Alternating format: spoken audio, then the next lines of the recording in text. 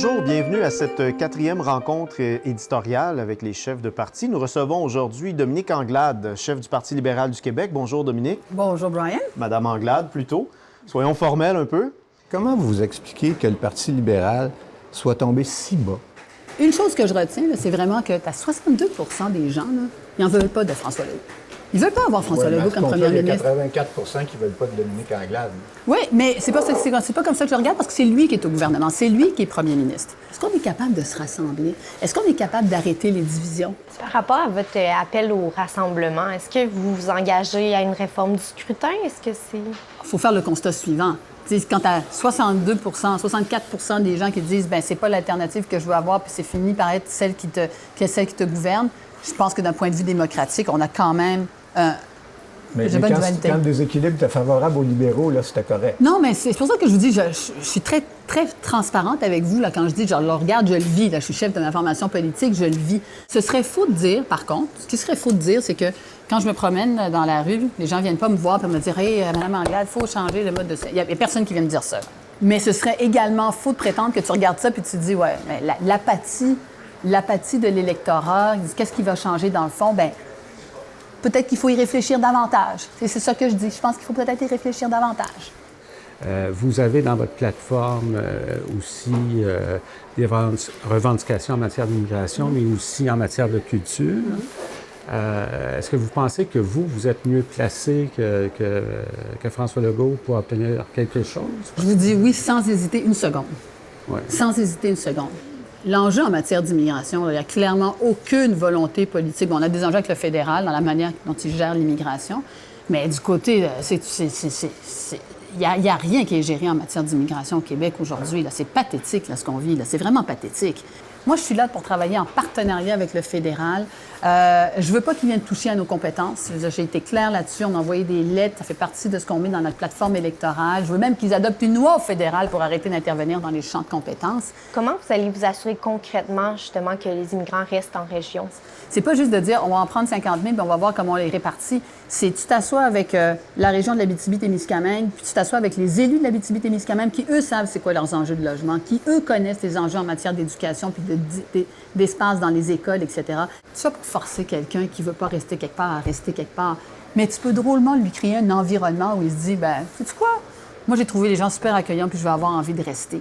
La pénurie de main-d'œuvre, c'était très économique comme enjeu parce que il manque de monde dans les entreprises. C'est plus du tout ça, là.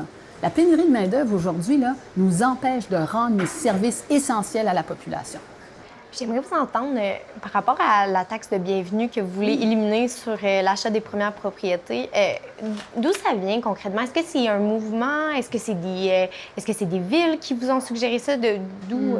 Si vous parlez ici, là, au monde qui est là, puis vous dites, hey, si on enlève la taxe de bienvenue, là, puis est-ce que ça va être un incitatif pour vous d'acheter une maison? Puis la réponse qu'on a eue était très favorable à ça. Parce que la question du logement, elle doit être prise dans son entièreté. Elle doit être prise dans le logement social, le logement abordable, puis l'accès à la propriété. Puis il faut que tu travailles sur les 3 volets. En santé, Mme Anglade, sauf erreur, vous êtes le seul parti qui promet encore un médecin pour chaque Québécois qui en veut un. J'imagine que la plupart des Québécois en veulent. Alors, ça veut dire un médecin pour tout le monde. Aujourd'hui, on est rendu à plus d'1 million de Québécois qui sont en attente. Puis on leur dit, c'est trop difficile, hein? C'est rendu trop dur, là. On laisse tomber. Mais ils voudraient bien leur promettre ça. S'ils ne le font pas, c'est qu'ils ne se sentent pas capables. Bien, ils ne se sentent pas capables. Mais moi, puis j'arrive au comment. Là. Je vais arriver au comment, mais la première chose que j'aimerais dire, c'est qu'on n'a pas le droit de baisser les bras. On n'a pas le droit de dire, bien, c'est de valeur, hein, ça ne marchera pas, et de faire les ententes comme ils l'ont fait à la CAQ, qui fait en sorte que c'est plus avantageux pour un médecin aujourd'hui de dire « Ah, j'ai pas besoin de prendre en charge, bien, c'est correct, moi, je vais aller faire des rendez-vous à la pièce », puis que les gens doivent aller voir le médecin avec un problème à la fois, mais c'est d'une absurdité totale lorsqu'on sait qu'on est en vieillissement de la population, que 50 de nos personnes aînées vivent avec 2 maladies chroniques. Évidemment, la formation de personnes additionnelles, on s'entend, plus de super infirmières, on en a besoin de 3 000. Les médecins, la reconnaissance des diplômes, puis se donner de véritables objectifs de recrutement. Et de commencer, parce que quand on prend le million de personnes qui sont sur une liste d'attente, de commencer par ceux qui ont des enjeux de maladies chroniques, de santé mentale. Trouvez-vous qu'il y a trop de privés? Je trouve qu'il y a... moi, je déplore l'hémorragie qu'on a dans le système public, oui. Puis par rapport au privé, ma position, c'est de dire, utilisons le privé là où c'est utile. Ça ne coûte pas une scène de plus aux Québécois. Ce qu'on voit au Québec en matière de santé, on ne l'a jamais vu. C'est pas vrai qu'on a vu au Québec des urgences comme à Gatineau, comme à Quatico, comme à Sainte-Terre qui ferment. On n'a pas vu ça au Québec, ce qu'on est en train de vivre. Là. On accepte l'inacceptable. Votre programme de psychothérapie publique est gratuit. Comment vous allez retenir les psychologues dans le réseau public, justement, pour travailler au sein de ce programme-là?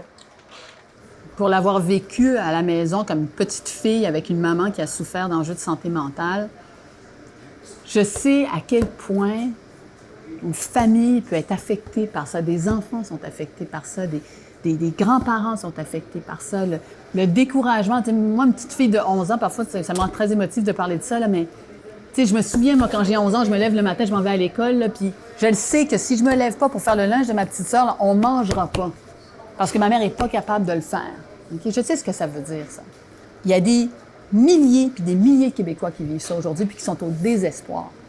Puis ce qu'on voit en termes de violence, en passant, ce n'est que la pointe de l'iceberg par rapport aux enjeux de santé mentale. La santé mentale ne peut plus être considérée comme étant un enjeu parmi tant d'autres. Ça doit devenir une priorité. La santé mentale devrait être égale à la santé physique, ce qui n'est pas le cas aujourd'hui. Dans l'idée de psychothérapie universelle, c'est d'abord et avant tout de se dire, on peut-tu reconnaître qu'il devrait avoir un accès universel? Je suis pas en train de dire, je vais prendre des gens du privé vers le public. Je dis, peu importe où vous allez présentement, là, on va le payer, OK? On va le payer, l'État va être responsable de ça. Ensuite, il va falloir ajouter des ressources parce qu'il faut désengorger, peu importe. Le projet ECO, oui. Ça devait être le grand projet oui. du Parti libéral qui incarnait votre marque de commerce, disons. Oui. Mais depuis le début de la campagne, honnêtement, ça lève pas beaucoup. Et on dirait que plus vous en parlez, moins les gens comprennent. Mais la partie qu'on n'est pas capable d'électrifier, là, qui est vraiment importante, ce sont les transports lourds sur nos routes, ce sont les grandes usines qui émettent des CO2. Ce qu'il faut, c'est utiliser un carburant qui va nous permettre de ne plus émettre de gaz à effet de serre. Pétrole, tu le consommes, CO2.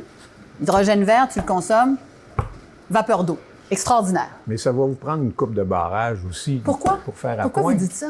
Bien, parce que ça additionne pas. Bien, attendez, mais basé sur quoi? Parce que quand on parle aux experts, s'il y a une chose qu'ils nous ont dit, là, l'idée de faire de l'éolien, de faire de l'hydrogène vert, de faire du solaire, tu es capable, tu sais, dans les 8 prochaines années, de produire beaucoup plus. Mais la première chose qu'il faut faire, c'est l'économie d'énergie si on n'est pas crédible. Là. Ça, c'est la première affaire qu'il faut qu'on règle.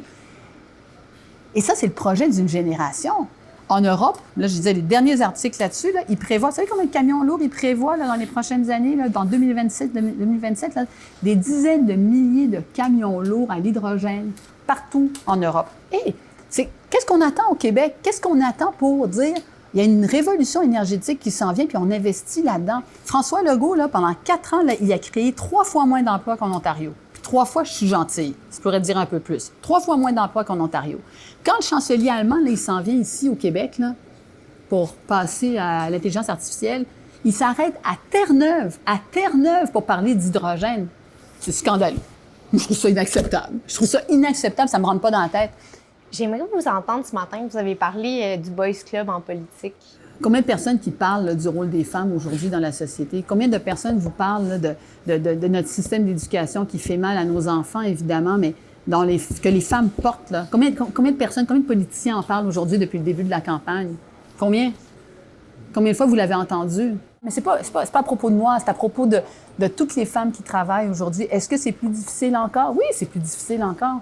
C'est plus difficile parce qu'il y a des milieux qui ne sont pas adaptés. C'est plus difficile parce que tu as une charge mentale qui est plus grande. C'est plus difficile parce qu'on a vécu ce qu'on a vécu avec la COVID. C'est sûr.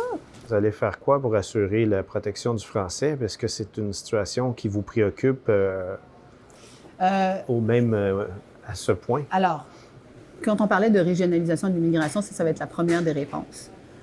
Centre-ville de Montréal, nos institutions anglophones, pourquoi est-ce qu'on n'a pas des antennes pour aller franciser toutes ces personnes qui viennent étudier dans nos universités, dans nos cégeps anglophones, qui devraient avoir accès à l'apprentissage de la langue française. Parce que si tu veux qu'ils restent ultimement, tu sais, c'est pas compliqué au centre-ville de Montréal. Tu es un commerçant, là, tu as pénurie de main-d'œuvre, tu as un étudiant étranger qui veut travailler, il ne parle pas le français. Tu sais, comment est-ce que tu casses ce moule-là? Bien, justement, en allant franciser directement là où ça se passe, donc avoir des antennes directement sur le terrain. Vous êtes beaucoup dans l'incitation. Oui, on est beaucoup dans l'incitation. Vous ne croyez pas du tout là, qu'à un moment donné, il va falloir qu'on force la dose, disons, de français et qu'on l'impose d'une manière ou d'une autre, ce que fait le projet 96? Bien, il le force, mais il le force de manière drastique dans certains cas. Mais vous ne voulez pas le forcer du tout.